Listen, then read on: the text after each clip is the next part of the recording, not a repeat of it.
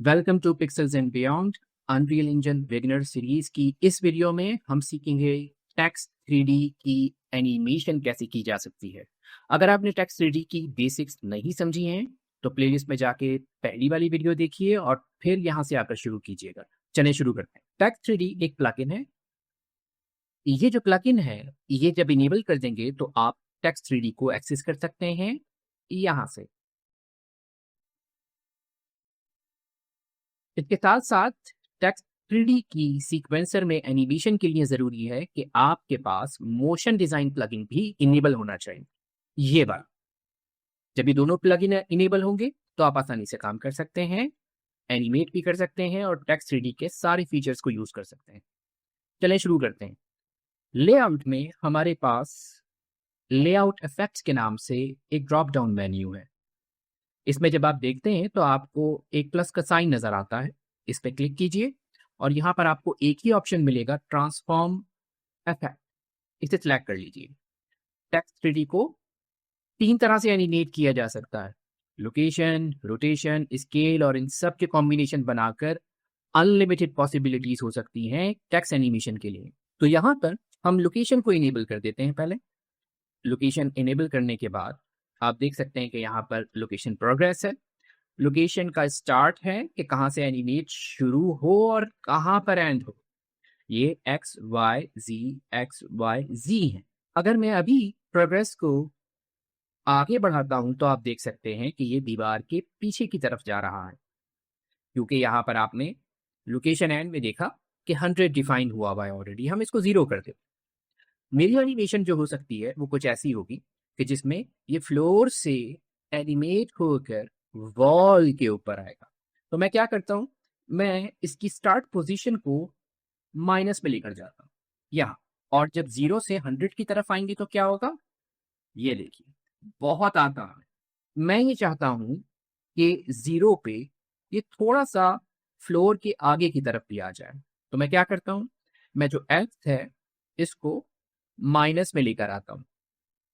अब जब आप एनिमेट करेंगे तो क्या होगा, ये देखिए ये दीवार के पास, दीवार के ऊपर आके लगेगा ऐसे। ये लोकेशन की बहुत बेसिक सी एनिमेशन थी। अगर मैं अभी रोटेशन भी इनेबल कर दूं तो आप देख सकते हैं कि यहाँ पर अब रोटेशन भी मौजूद है और रोटेशन का प्रोग्रेस बार आपको नजर आ रहा है। मैं काम करता हूँ, मैं y की जगह z के ऊपर इसे 180 के ऊपर एनिमेट करूंगा। अब जब देखेंगे आप तो क्या होगा, कुछ इस तरह से। तो अब इन दोनों को अगर हम कंबाइन करें तो देखें कि क्या होता है।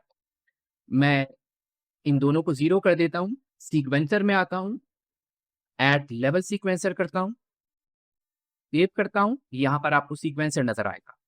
आउटलाइनर में आके अपने टेक्स्ट को सिलेक्ट कर लीजिए, यहाँ पर आए।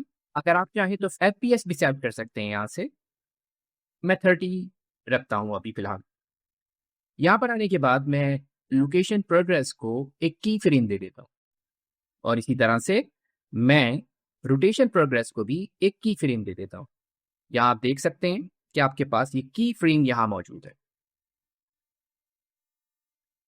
थोड़ा सा टाइमलाइन को आगे बढ़ाते हैं और आगे लाने के बाद हम लोकेशन प्रोग्रेस को भी 100 कर देते हैं और रोटेशन प्रोग्रेस को भी 100 कर देते हैं। इन दोनों पर एक एक की फ्रेम भी ऐड कर देते हैं।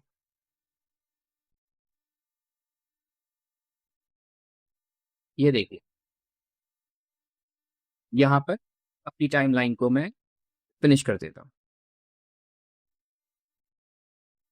जब आपके पास रोटेशन या लोकेशन या स्केल प्रोग्रेस टाइमलाइन पे हो तो आप जब चाहें अपनी वैल्यूज को चेंज कर सकते हैं। फॉर एग्जाम्पल, फ्लोर से ऊपर आने के बजाय मैं इसको यहाँ पर 0 कर देता हूँ और मैं ये कहता हूँ कि अब ये कैमरे के पीछे से आए।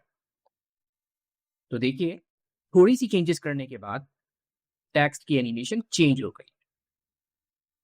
इसी तरह से इस वक्त जो एनिमेशन आपको नजर आ रही है उसमें आपने नोटिस किया होगा कि हर कैरेक्टर का पिवट जो है वो लेफ्ट पे है। अगर आप जियोमेट्री में आए तो यहाँ पर कैरेक्टर पिवट अलाइनमेंट में आप इसको सेंटर भी कर सकते हैं। अभी एनिमेशन देखिए कैसी है, और इसको चेंज करने के बाद शायद ये ज़्यादा बेहतर है। तो ये सारे ऑप्शंस टेक्स्ट 3D प्लगइन को और मोशन डिज़ाइन प्लगइन को इनेबल करने के बाद आपको मिल जाते हैं। तो यहाँ हम मल्टीपल ट्रांसफॉर्म इफेक्ट्स भी ऐड कर सकते हैं।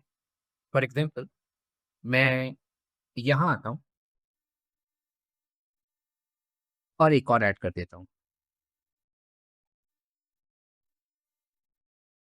और हम एक काम करते हैं, हम इसके लिए इस इफेक्ट्स के साथ हम इसकी एक आउट एनिमेशन बना लेते हैं। आप कंट्रोल प्रेस करके मिडल माउस स्क्रॉल व्हील के साथ ज़ूम इन, ज़ूम आउट कर सकते हैं या फिर यहाँ से भी ज़ूम इन, ज़ूम आउट किया जा सकता है। अगर मैं इसके लोकेशन प्रोग्रेस को एनिमेट करूँ, तो आप देख सकते हैं कि ये दीवार के पीछे जा रहा है। मुझे ये नहीं चाहिए। मैं आउट एनिमेशन के लिए इसको वापस नीचे लेकर जाता हूँ, ऐसे। हम यहाँ कुछ फ्रेम्स के बाद एक की फ्रेम ऐड करते हैं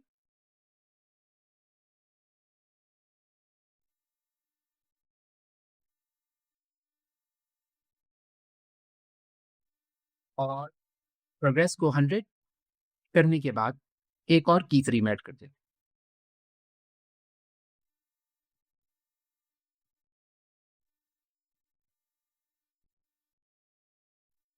इस तरह।